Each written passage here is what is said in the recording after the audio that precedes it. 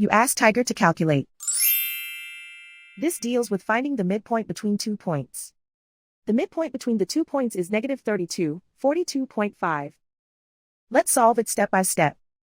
Plot the 2 points and calculate the midpoint using the formula. The coordinates of point 1 are, x1 equals negative 2, y1 equals 98. The coordinates of point 2 are, x2 equals negative 62, y2 equals negative 13. PM represents the midpoint of the 2 points.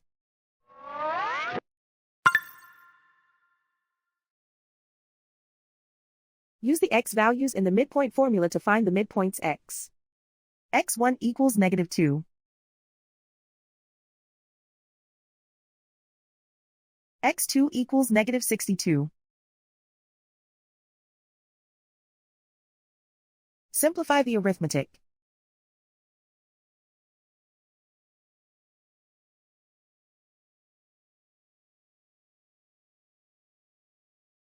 Use the y values in the midpoint formula to find the midpoints y.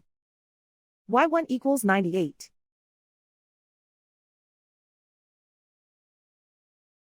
y2 equals negative 13. Simplify the arithmetic.